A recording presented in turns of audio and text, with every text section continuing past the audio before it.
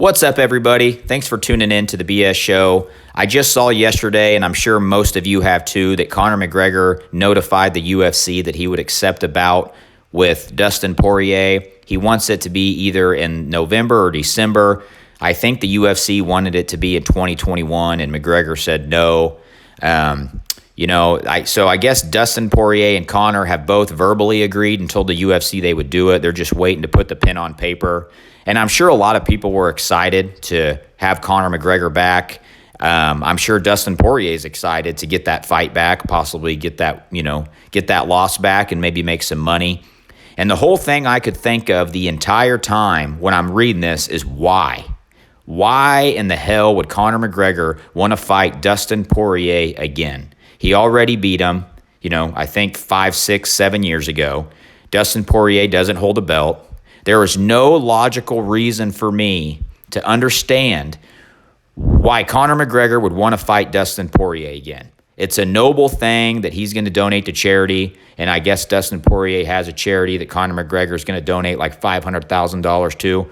I have a lot of respect for that. I'm not knocking that. But Conor McGregor has been on record time after time after time saying he's the GOAT. No one can beat me. No one can touch me. I'm the champ. And he has an opportunity to prove that. He has an opportunity to fight the best guys in the world on a consistent basis. And there's a lot of guys that don't have a fight right now. And Conor McGregor could be fighting any of those people, any of them. And he chooses to fight Dustin Poirier again.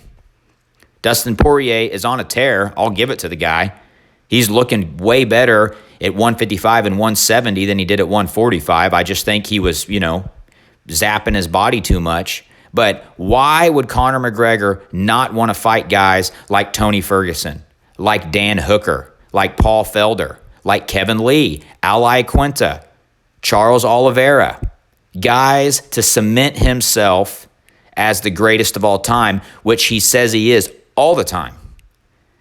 Not continue to fight guys that you've already beaten or guys that are on 2 weeks' notice, or even better yet, a 38-year-old that he called out. Whenever they had those text messages leaked, he wanted to fight Diego Sanchez. Like, are you kidding me, Conor McGregor? Are you serious? Out of the whole UFC roster, from 125 pounds all the way up to 225 pounds or whatever, you choose Diego Sanchez, a 38-year-old who's been fighting for 75 years. I'm not going to knock Diego Sanchez. He's a pioneer in the sport. But at this particular time in 2020, Diego Sanchez isn't knocking anybody's head off. Diego Sanchez isn't going to win any belts. Diego Sanchez isn't going to destroy pay-per-view numbers. And that's who Conor McGregor wants to fight? He could fight at 155. He could fight at 170. He could fight Leon Edwards. He could fight Colby Covington. He could fight Jorge Masvidal.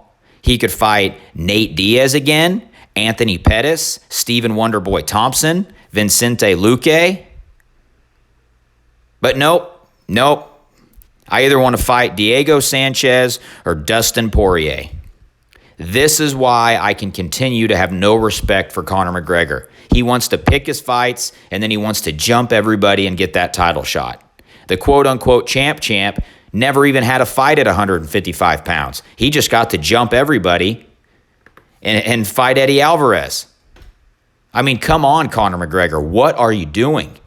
If Conor McGregor would fight Tony Ferguson and win, and he would shut me up, I wouldn't talk anymore. If he would fight Gaethje and win, he would shut me up. Dan Hooker, Ali Quinta, Kevin Lee, legitimate studs. And I'm not saying Dustin Poirier isn't, but we've already seen that fight. I'm not that interested in seeing Poirier-McGregor fight again. I want to see McGregor beat top-of-the-line fighters that he hasn't already fought because he always claims to be the greatest of all time. That's all I'm saying.